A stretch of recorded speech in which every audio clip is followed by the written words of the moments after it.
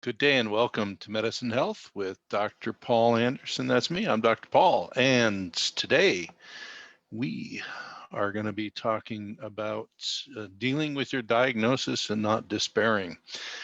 Something that's not easy to do when you have a difficult diagnosis, whether it's really any sort of health problem. But what we want to talk about today, and we're going to probably have this over a few installments because we certainly won't get through everything today, are the more chronic and critical diagnoses that many people unfortunately have and are given and have to deal with. So if we want to make those under an umbrella, we'd want to talk about the idea of the life-changing diagnoses of cancer and many other chronic illnesses. Now, it would be simple, certainly, to go through this and take each one of them individually, but there are so many things that cross over with respect to how it hits you as the person, how it hits your family, and how you all have to deal with it, and what you can do to be more empowered and on top of the situation as opposed to just kind of feeling run over by it. You know, like you're a victim of the situation.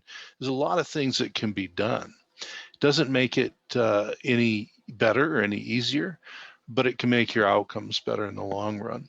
So I decided when I was putting together the content for the next few of these that we would take a trip through the book that I wrote called Cancer, The Journey from Diagnosis to Empowerment. You can get that anywhere you get books. We'll talk about where later. Um, but really in writing that book was deconstructing patient interactions that I've had over many, many years. So if you look at the decades that I've been working with people with chronic illness, you know, you can go to the 90s and then the 2000s and then the 2010s and teens, and now we're here in 2021 if you're listening live. So it's been a long time, it's been a lot of people. And in that time, the majority of the patients that I worked with had either cancer or some sort of fairly extensive chronic illness. And the extensive chronic illnesses could be things such as autoimmune diseases, things that generally don't go away, complex chronic infectious diseases that then alter a lot of the rest of the person's physiology. And so they're chronically ill.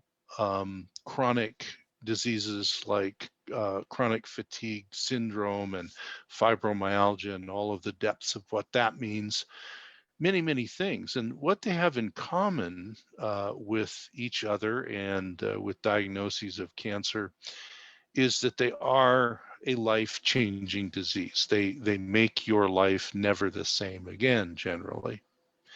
Now, I will say, as we've talked about in other situations on the program, that everything in life tends to settle out in sort of a bell curve. You've seen those where there's a little bit on the sides and then a big bump in the middle. So more of things tend to fit in the middle and follow the rules better. And as you get outward, you get less and less predictability, and you get things that happen. So, for example, on one end of the spectrum of cancer and chronic illness, you might have in the littler ends of that curve people who get very sick quickly and unfortunately have very aggressive disease and don't live very long. And then you have the average experience, which is generally you get sick more or less quickly. You find out what you have eventually. Sometimes that takes a while. And then you have more of a long-term chronic process that you're going through. And then if you go to the other end where there's, you know, tapering into the bell curve there are definitely people, and I don't want to, write this off or not talk about it. There are definitely people who do heal and either go into complete remissions with these diseases or wind up with no evidence of any disease left.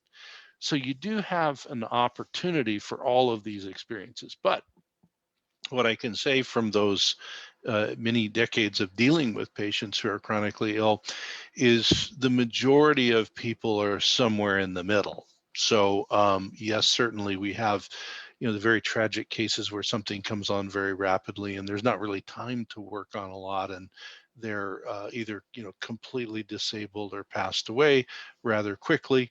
And then we have people that do find either remissions, healings, that sort of thing.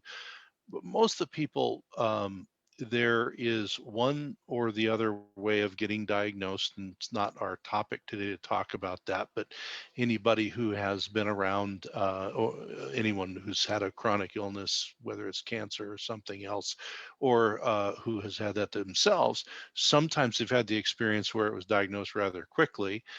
A lot of times there's the experience of a fair amount of frustration in that the person just doesn't have, they get misdiagnosed, or they have, temporary diagnoses, or they get shuffled around to different types of specialists. And that can be very, very frustrating. That's, it's a piece of the puzzle. Where we want to start, though, really is what happens when you do figure out what is wrong.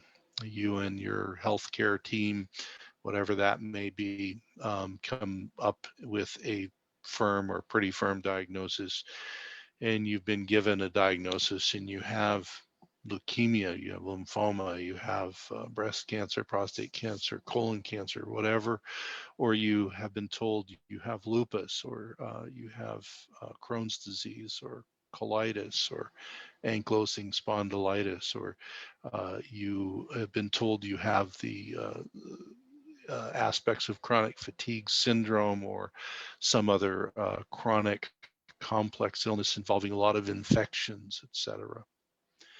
Well, when you get any of those diagnoses, either as a patient or a loved one, caregiver, family member, it immediately stops everything in your life, and your life is never the same again. And as I said, there's always exceptions to things, but I can't think of that many people who ever received that sort of diagnosis and then really just went about their life as if nothing had happened. Generally, we'll talk about that, but there's a name for doing that, and that's not the most healthy thing. So the things that we want to think about in this respect, some of them include concepts such as these diagnoses are definitely life-changing. There's nothing you can do about that. And they will change your life. They'll change the lives of those around you, those who love you, those who are close to you, etc. And sometimes they're life-changing even for people whom you might not think are that close to you, but they're a bigger part of your life than you assumed. And so you can't change that. You can have different ways of thinking about your diagnosis, but if the diagnosis is correct and you have disease X, Y, or Z, and it is chronic and potentially life-threatening, nothing will change the facts of that. And so the important part I want to bring out just to start off and kick off our talk about our first section today, as I said, this will probably stretch out over a few programs, is that how we deal with the information that we have does make a difference. It makes a difference in our ability to respond. It makes a difference in the way that we see, think, and feel about the disease process.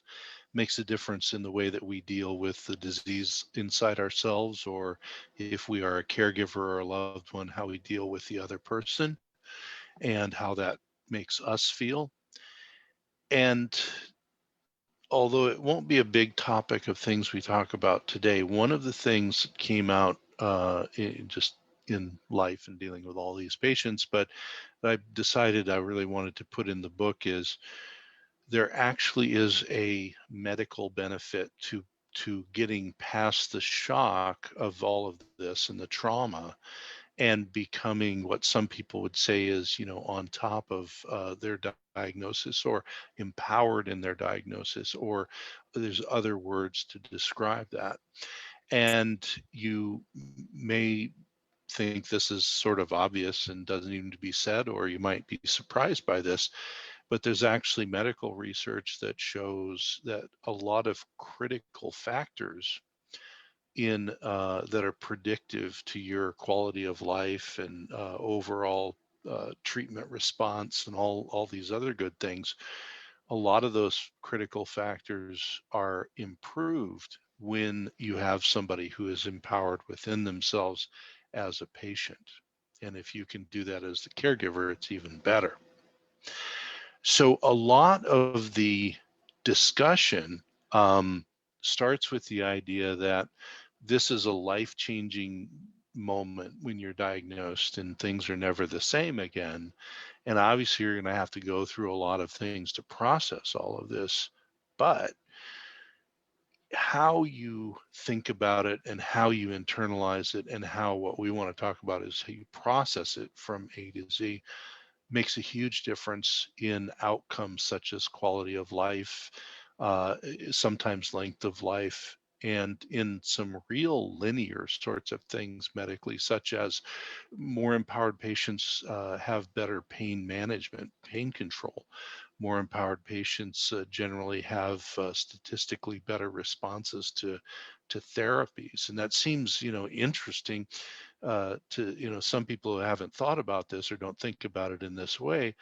They'll say, well, if two people are getting the same chemistry in their therapy, let's say it's a drug cocktail or some sort of other therapy, and it's kind of the same, the same stuff going into these people, and they're humans and they have the same disease. Why would one work better than the other? We see this all the time. Well, there's many factors to that, because no two people are actually the same, obviously. But the other thing is the level of connection between that person and themselves, and how they view how the treatment is going to go, actually does make a difference. So there's a few things that I want to kind of talk about up at the top. And the first thing is, whether you're looking at a diagnosis of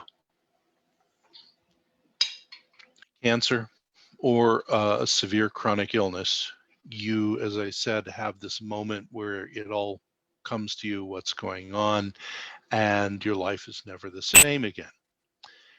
So one of the first things that is very important, I think, to get across is that the point of all this is not that you ignore your diagnosis or that you downplay your diagnosis. It doesn't do you any good to pretend that your diagnosis is different than it really is. It does make a difference how you think about it, but what we're talking about is, if you're going to become, as you might say, on top of things diagnostically, or an empowered patient, etc., that is done through the lens of a very realistic view of the disease. And that's taking all the good and all the bad into account, so that you're very aware, very well informed, and you're not shielding yourself from any eventuality. One of the first things that happens that becomes a huge area where you can kind of run off the rails, and it's 100% understandable, is this area of facing your own mortality or disability, or both. So regardless of what you're diagnosed with, if it's chronic, you may be looking at a disease process that could shorten your life. And maybe you look at a disease process that might shorten your life some, but has disability with it, or both. Those are very, very difficult things for us as humans to come to grips with, because as it goes in discussions with people when they're first, dealing with their diagnosis, um, everybody knows that they don't live forever on this earth. You are finite. Um, and we all have sometime which we are no longer going to be here. We're all going to die. So we all have mortality. Those who are healthy can fall into the trap of thinking, well, maybe, I got so long, I don't even need to worry about it, right? So we sort of push our mortality way, way out there. Now, many people, who don't have cancer or chronic illness diagnosis will come up to their mortality very quickly if they have a health scare or a bad accident or something like that. We hear about that all the time, obviously. But normal human nature is if you're not sick, you tend to diminish your thoughts of mortality and maybe disability in your mind. And an important part about that is it's natural to not want to face your mortality, even though we all have it. And it is unpleasant to face it for many people when it is forced upon you because your doctor has told you now, I'm very sorry to tell you, but you have, this type of cancer, or you have this type of autoimmune disease that's chronic and has these other problems, or you have this immune issue going on. And so facing your mortality and the disability that goes with it, for better or worse, is very necessary, is very unpleasant. And one of the things that kind of spins people up as far as, you know, having a negative impact of the information is that they've spent most of their life choosing not to think a whole lot about their mortality and certainly about disability. And now today it's being pushed right into their face. And that can create a lot of feelings and a lot of ways that you can become very non-empowered. So one of the things of bringing these things up uh, and laying them out there and talking about them is the idea that if we understand the process and we understand the major areas where things kind of go wrong mentally, emotionally, spiritually, physically with this information, however you like to look at that, it demystifies it and it makes it normal. So you should, a lot of people I've talked to over the years didn't realize it was normal, to not think about their mortality and suddenly be a bit angry that they're having to think about it now. And in reality, that's the norm. Now, the important thing about these things that come up that I look at as sort of roadblocks to moving forward and becoming an empowered patient with your diagnosis is a roadblock can always be solved. There's always a way around it, but ignoring the roadblock is not the best way to get around the roadblock. If you ignore a roadblock and you're in a car, you're probably going to crash into it one way or the other. And so that's not the most efficient way to keep on your trip. If you know the height or depth or breadth of the roadblock and you know the limits of the roadblock, sometimes you can go around it or somehow get past it.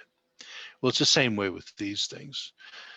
Once you realize that we all are mortal, we all have, a desire not to have the end of our life come too quickly or have disability, and you can lay that out and deal with it, it takes the power away from the roadblock. And it's the first one I want to talk about, but it's a very, very important one, which is literally facing up to your own mortality. Now, something that I put in the book as a subchapter heading, and it's a lot of discussion about it, is the idea that, I was diagnosed with, and you fill in the blank, any of those things that we talked about, and I feel, lost, angry, and confused. So what do I do with that?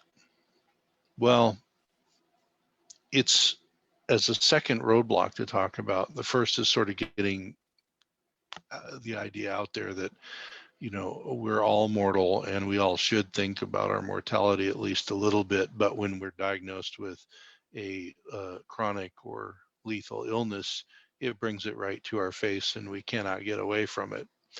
So we have to deal with the emotions around that, being forced to deal with it, but we still have to deal with it. Well, the second thing is, it is very normal, unless you had a long time to think about your disease coming prior to it coming, for you, and also everything I say, of course, applies to everyone who loves you and who's around you and who takes care of you and helps you. You now suddenly, your life's changed. You have to deal with this, and you can feel a whole soup of emotions: lost, angry, confused, all sorts of other things. And the biggest thing that comes from that is not so much that, well, that happens, so, okay, but what do we do about that? What you do about it becomes extremely important, because just like not dealing with your mortality, which is not a good idea, you should at least face it and objectify it, so it kind of takes the power away from that idea, or not facing the idea about disability that you may have, etc. Facing these initial, hits you right, in the head, emotions that you feel about your diagnosis, whether it's yours or your loved one's diagnosis, needs to be done. Now, it would be very dumb, and it would be very unrealistic to try and imagine that you're going to face all of this stuff and handle it in the first day, right? That's just not reality. That's not how the human processes things. But the important part about it is to say, okay, I feel that way. There's nothing abnormal about that. That is a normal human emotional response to getting bad news. And if it's you or somebody you really care about, that emotional response isn't going to go away today or tomorrow or next week. So just like facing your mortality and facing disability and facing all of these unknowns, which humans don't like unknowns, but our lives are full of them. Just wait 5 minutes. And facing the unknowns, as I say, takes a lot of the power away from them to negatively impact your life. Well, after mortality and disability, these soup of emotions of anger, confusion, all this stuff, you need to make them normal, realize they're a part of life, but not stay there with them. Because one of the points in the book, and people have actually looked at, this book, the Journey from Diagnosis to Empowerment, and they say, well, it's a lot thinner than your other book, Outside the Box Cancer Therapies. Well, Outside the Box Cancer Therapies was all about therapies and research and what's working and not, and all of this. It's more of like an encyclopedia about what you're doing for cancer. This book I specifically wrote for families and cancer patients to make it not intimidating. So it's a quick, easy read. It can be gone back through. You can use it as a roadmap to process through these things. And if there's a chapter you're really great with, you can skip it, and if there's a chapter you really got a lot of trouble with, you can spend some time there. But it's meant to help you navigate these things and move forward. And so the point that's made when we talk about that in the book, facing your mortality and dealing with this emotional soup, is we need to not try and minimize that, because that's part of being human and part of getting a diagnosis you don't really appreciate. But if we stop there, that's where literally it poisons us emotionally. And when we poison ourselves emotionally with thoughts and feelings, emotions, etc., and don't find a way to deal with them and work on them, our ability to become empowered and get the benefits of that, which include, usually better quality of life, better, management of pain, better outcome of treatments, better all kinds of things. If we get stuck in these toxic emotions that don't get dealt with, even though they're very normal for us. We don't want to sit there and just keep going back to step one over and over. So there's a lot of, tips and ideas and examples in the book.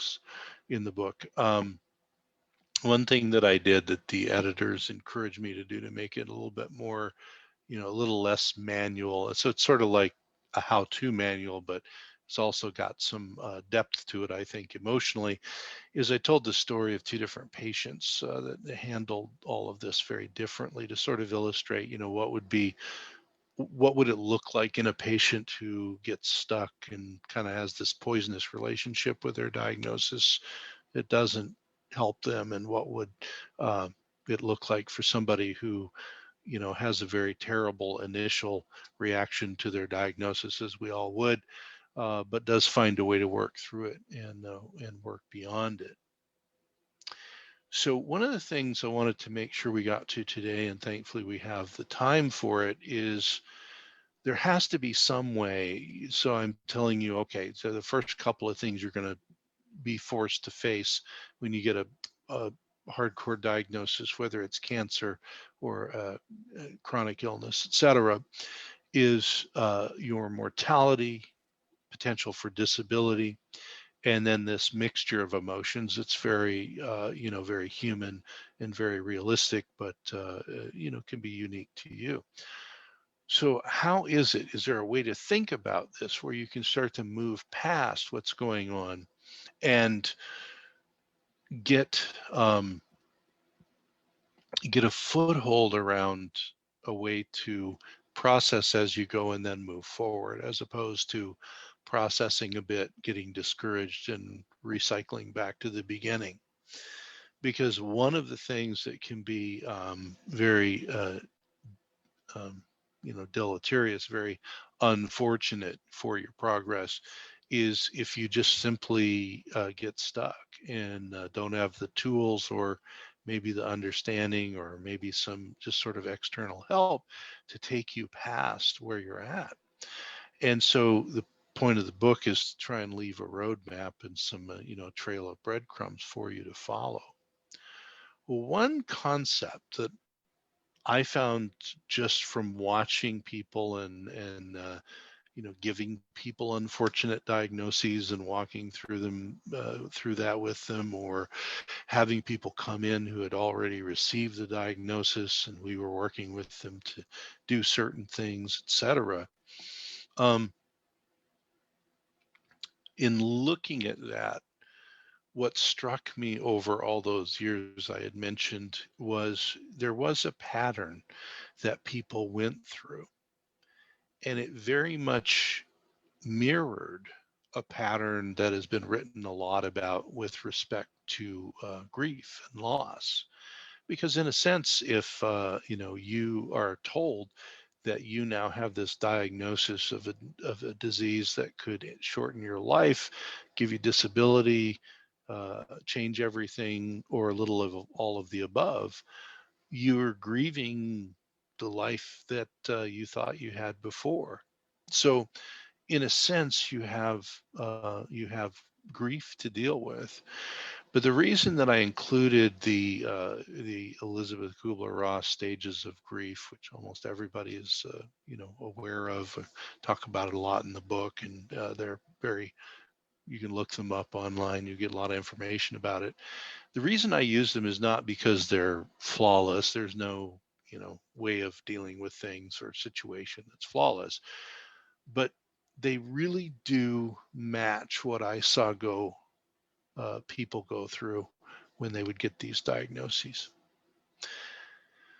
So the first step, which is very common, as most people know, is denial.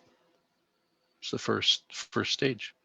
Um, Denial is essentially often just the overwhelming shock to you and your brain that says, well, I couldn't have cancer, or I couldn't have ALS. That's something other people have. That's not me. I don't have that. Um, and denial can be rather quick, or it can last a little while. As an example, a lot of the people, remember there's the bell curve. Most of the people, the bulk of people, the shock is the initial thing that triggers denial, and it might last, a short amount of time. And their, better angels or their other ways of thinking kind of have this perspective that says you can think that that's not happening to you, but you really kind of know that it has. Anyone who's lost someone very close to them, who, someone close to you has passed away, you have those experiences where you think that they're still here. You think they're still alive, and you'll go to call them, or you'll go to do whatever. And that's not, real conscious denial. You once that happens that it's, obviously that's not going to happen because they're not here. But your brain will, play tricks with you about that. A lot of people talk about waking up, the next morning or 10 mornings later, and waking up and having forgot they got that diagnosis of cancer, and it's just this wonderful moment, and then they think, oh no, that really did happen, that's going on. So that's really normal. And the important part about it is if it's normal and you understand what's going on, then you can call it what it is and deal with it. If you don't, or you are choosing to, kind of live in a fairyland and ignore things, um, you will choose not to deal with it, and you may go very deeply into denial. And I've had people say, especially medical students, how in the world could somebody ignore that they had something really bad, cancer, or any other, thing that had a lot of symptoms and signs, and, things that might tell you there's a problem. Well, I've seen, again, over the years, this is certainly thankfully not the majority in the middle of the bell curve, but on other ends of the bell curve where there's fewer people, I've literally seen people come in, and, we would have somebody and they would say, well, you always tell your person, doctor, what you're there for. So there, you go in the room and you say, okay, well, I see on the chart here that you're complaining of a wound. And so, tell me about the wound and let's take a look at it.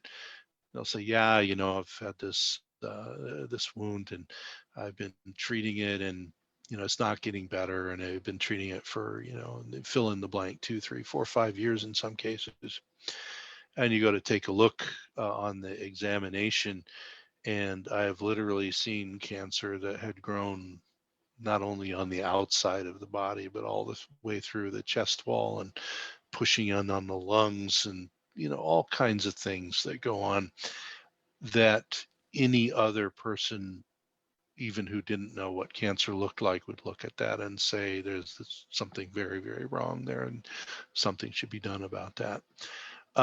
So denial can extend to that level. Now, normally, um, these people, when you run into them, are either very insulated, that some people that have some mental health conditions can, isolate, and they're very insulated, and they'll stay in denial that far.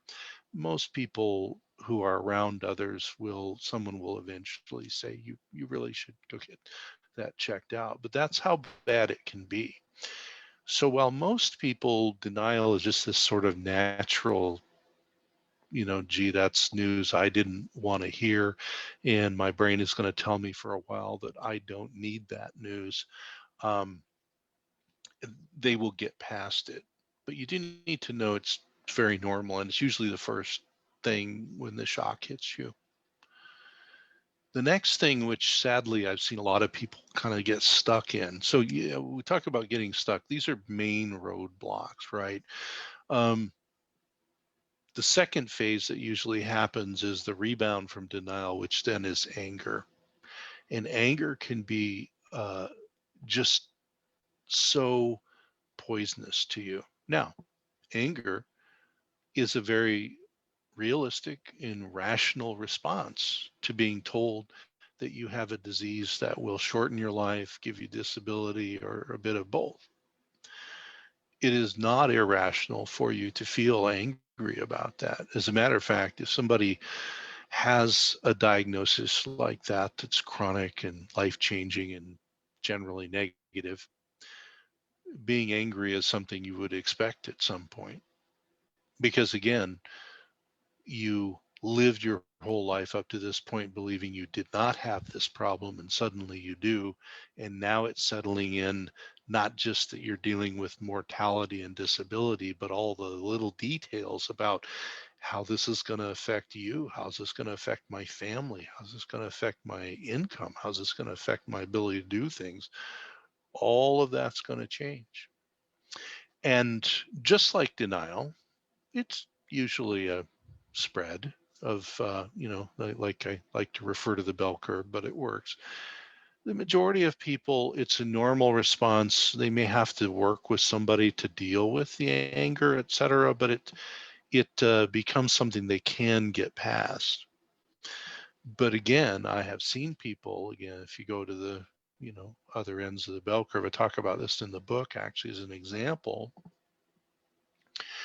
I've seen people get stuck in anger, the anger phase, and not get less angry and deal with it, but actually get more and more angry and lose the ability to deal with the anger, or choose not to deal with the anger and just stay there. And what I can tell you from a lot of experience with walking through this with people is, if you stay angry, if you stay any of these things, but if you stay in the angry phase, you are not going, you're certainly not going to be able to be on top of and in charge of yourself through your illness, but you're also not going to be able to be empowered, because anger and empowerment are inimical. They do not, uh, you know, they do not support one another. So again, you have to start with the idea this is a natural thing. This is very normal, but it is a roadblock, and you have to normalize it. You have to deal with it, not shove it behind, behind the shelf or something. You have to face it, deal with it, and realize that you have to move on. Now, some people with any of these stages, they'll move on, kind of seemingly naturally, and they'll process it.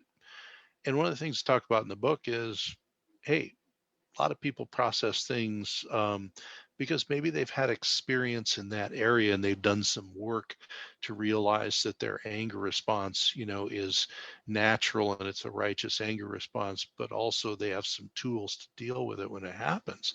Now, maybe it's not because they got diagnosed with cancer before, but it's from some other thing. They've got some tools. Those people kind of move on.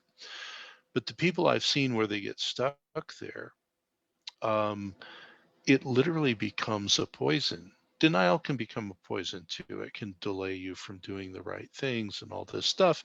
But anger becomes a poison because it can damage not only you and your mental and emotional and physical connection, but anger can poison your relationships. It can poison the very things that bring empowerment through connection and through community and through family and friends, etc.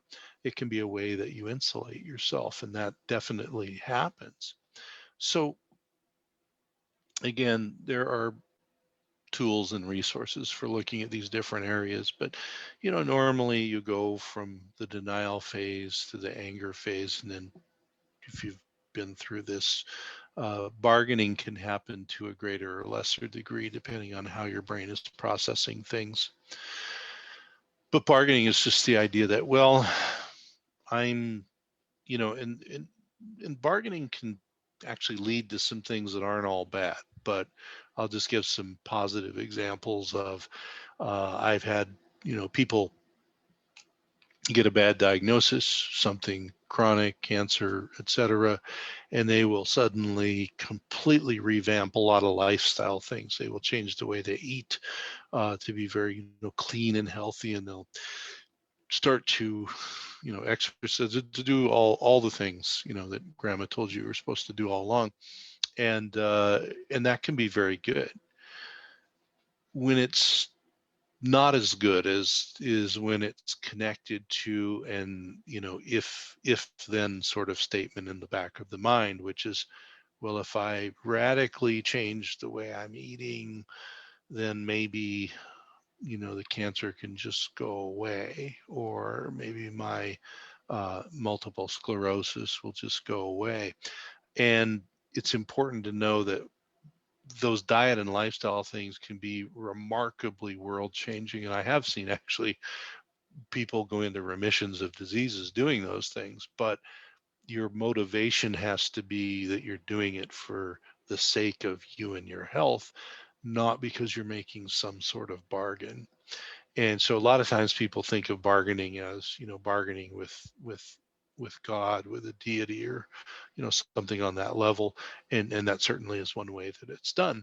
But sometimes it's just this internal bargaining, where it's a literal if-then statement. If I make these changes, then I expect it's going to happen. Now, every single thing that we're talking about, and we'll wrap up in a few minutes, but every single thing we're talking about, as I said, is not abnormal. These are just the way humans are wired to think and react and feel. So there's nothing wrong with doing these things. It's, like I said, there can be some very good things to making changes, during the bargaining phase. That's a great time to do it because you're heavily motivated. You just want to be realistic about it, and, realize it is what it is, and then move on. Now, if there's something good that comes out of it, for example, I have seen in families where when the anger phase hits,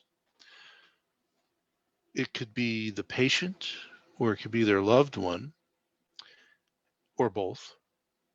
And that could actually trigger the realization that, gee, we know we're going through this. They get some outside help maybe. And I've actually seen that trigger some healing of other things that were related to deeper anger issues that were going on. Same with bargaining or denial, etc. It can turn out to be very positive if it's named and looked at and objectified, and then you work your way through it. Now, I keep saying, family, friends, loved ones, and all that. It is important to know that you as the patient go through this, and obviously you are the primary person in the equation, but the people around you who are close to you, they all go through the same process too. So when I was writing the book, I was very mindful that I wanted to write so that these steps can be used whether you are, the spouse or the loved one, brother or sister, co-worker, or the patient. It doesn't matter. We all go through the same stuff. And the healthier we do it, then the healthier we can be there for the person who is the patient. Because imagine, and we see this a lot, if you get stuck in any phase, but let's say, you're stuck in the anger phase because you don't want um, your loved one, to have this disease. Well, nobody does, but you get angrier and angrier. That does not bring any healing or empowering mental, emotional, or spiritual, energy and effect into the equation for the person. And I've seen that with people and their significant others, close family members, etc. It's usually someone very close. If you get that, where either the patient or the loved one has a very deep exposure, and falls into the anger pit, for example, or any of these others, um, it can literally poison their relationship, and then the other person is not going to enjoy as much health as they could. Now, after bargaining, so you denial, anger, bargaining, then comes a crash. You are depressed. And if you think about it, you sort of like to have this roller coaster arc. Your denial, you're going up on the roller coaster, but you don't really realize you are. And then anger, you're sort of hitting this top with this, negative energy that sort of just hits you all at once. And then bargaining, you're sort of tipping over the top and heading down with gravity as a roller coaster would do. So your mind is spinning and sort of on, almost on the manic end of making deals and trying to figure out what you can do to, to game the system here. And then you hit the bottom, and you can hit the bottom very hard. And that's, it's universal, but it can be very, very bad for people. So when you reach the stage where you're feeling depressed, in one sense, it's good because you're moving on, but another sense, depression is very dangerous, and you can need help. You need help at all these stages. And one of the things I say in the book is, this, you shouldn't just do this on your own. You need others to help you, someone in the helping world to help walk through you with this, or at least people you're in contact with, or people you can be accountable to.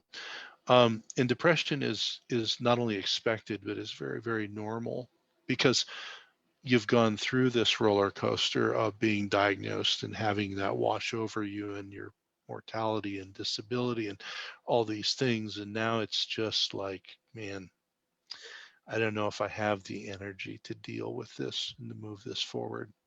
Very, very real. Now, all of the stages can have their negative. Depression is a time where many people don't wind up needing, medication for it. Now, if you're depressed to start with, that might be different, but most of the time they do need to process it, and they need to just let it out. And that is, in my experience, better with somebody who is trained to help you work through letting it out, as opposed to just letting it out. Because one of the things I've seen, it's very important to have friends, family, have people to bounce things off of. But a lot of times, as I said, they're going through this stuff too. And if you get to something that's scary to them or disturbing, like your depression or your anger, they may be able to help you and give you feedback, but they're not an objective observer who's, not connected to you, who can maybe help you not just give feedback but move through that. And again, the first thing to know is it's normal to hit that depression crash, and it's also normal to be able to work through it and move to the other side. So that's a very important thing. And if you haven't by that time, it's a time to get somebody on the outside. Now, in the book, we're very, I talk about this in a very open way. There are, we worked with, in our cancer and chronic disease clinic, we had relationships with psychiatrists and psychologists and social workers and counselors and pastoral counselors. Just, you just want to make sure the person, A, knows about, specifically about chronic illness, cancer world, and B, has the qualifications and the tools to deal with it. And then they'll be able to help you walk through that. And there are people in all of those helping professions who are very specifically, their practice is very specifically focused on cancer and chronic illness. So that can be very useful. If you already have someone you're working with, it might just be a time to connect and do a little bit more work with them. So once you get through this sort of initial roller coaster of facing your mortality, facing your disability and all that, and then you kind of have the various amounts of denial and anger and bargaining and depression, you reach what Kubler-Ross called acceptance. Now, what I've done in the book, and this is where we'll pick it up as we move on in the next groups of things, um, I pair the idea of acceptance not as, there's no period after acceptance, because acceptance kind of sounds like, all right, I have MS, I have cancer, I have a bunch of chronic infectious immune problems, I have, you fill in the blank. It's a bummer. And so here I am in all of its reality of, just stewing in the idea that I have this diagnosis. If that's where you end with acceptance, you may have gone through those stages and you might be on the other end. But that is not what brings you the actual mental, emotional setup to have benefit. The benefit comes when you are in acceptance and working on being empowered. Now, empowerment is a common term, I think, especially in modern times, and there's a lot of talk about empowerment, and these people are empowered and whatever. And there's nothing wrong with that. It's a good concept, it's a good idea. But really, what is behind empowerment is not just that you've gone through this process of grieving the loss of your previous life and you're accepting your diagnosis and all of that, but being empowered is not simply passively accepting. Being empowered is actively participating in working through your really deepest thoughts, feelings, emotions, and all the roadblocks attached to them of whatever it is that's going on with you. And normally it's those big things we talked about, which are facing the fact that you're mortal and your life may be shorter than you thought it was going to be, that you're going to have some level of disability and change in your life, and that your loved ones and your family and friends are also going to have to deal with this. So you're realistically having acceptance over those things. But the empowerment portion of it is saying that is all true. Okay. I, as the patient, get to decide how I think about that, where I put all of that, what I do about all of that. And one of the most important things, one of the most important factors in all of that is that you then are no longer a victim of all of those things. And so normally, um, I try not to just leave it as it's this, either or of you're either, empowered or a victim, but it's a good way to think about it, at least as a stepping off point. So when you are empowered, you are actually able to realize benefits that are physical. You certainly have mental and emotional benefits, but as I said, in research, certain, medical interventions do seem to work better in people that feel more empowered in their situation and are not feeling a victim of it. And so as we kind of transition here to the end of this program, and it'll be a nice, segue into the next program where we're going to talk about other things. The concept I'd like to leave with us is this is a normal process. It's not something anybody wants to have to go through, but as with many things in life, it's going to happen. If you or a loved one get diagnosed with something like cancer or a significant disease, autoimmunity, et cetera, there is going to be the facing of not only mortality, disability, but all of these things that go on. You're going to go through these processes, whether you're the caregiver, loved one, or the patient, and you're going to have to process it inside. You want to normalize the processing of it. You want to realize that those stages are there. They're the way humans generally process.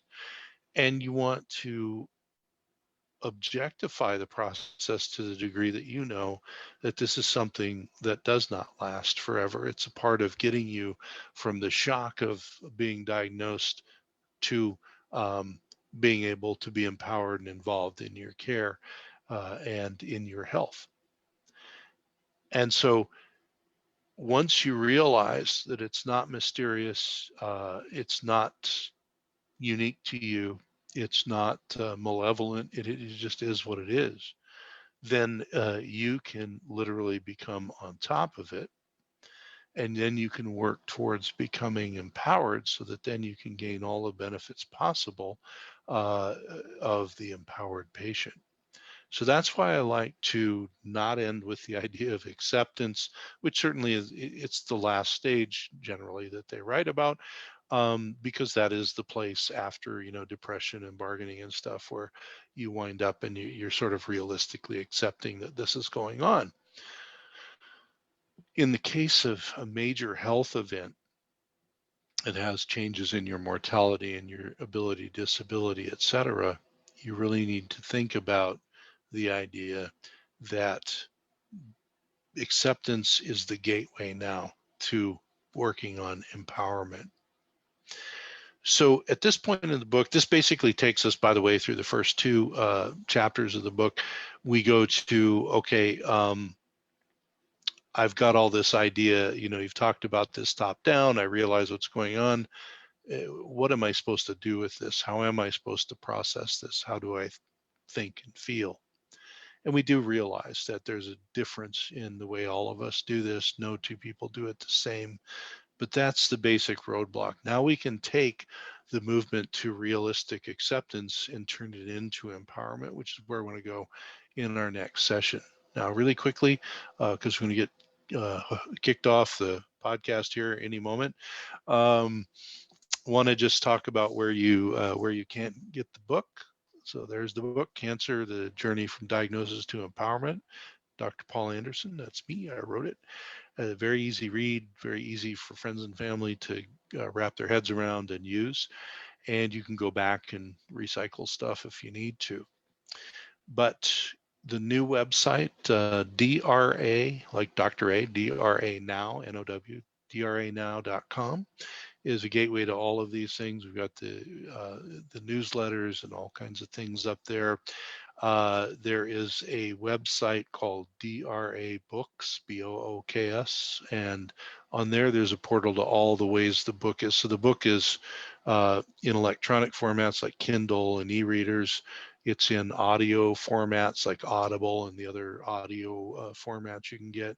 If you like books on paper, you can get it through any online outlet, or on the drabooks.com site, you can order a hardcover that's signed from me if you really want that sort of thing. A lot of people nowadays would prefer to have an electronic or audio version, and we have all of those available. But if you want a physical book, any online bookseller will have the paperback, and if you want a hardcover that's signed, Dr. A Books has a way to get that. You can still follow me anywhere, DRA online, either Facebook or Instagram. Of course, put links up there, but the Dr. A Now, DRA Now, is the portal by which most of these things, we're kind of trying to put everything under one roof. All right. Well, that is me for today. Dr. Paul Anderson, Medicine Health with Dr. Paul. And it's been my pleasure speaking with you. And next up, in the next segment, we're going to deal with the following chapters, probably the middle of the book, talking about going from acceptance and empowerment, and how do we turn empowerment to our advantage? How do we become empowered? How do we process through these things? And how can that actually help us physically, not only mental, emotionally, which is very important, but how do these things help us physically? I want to thank you, and I'll see you all next week.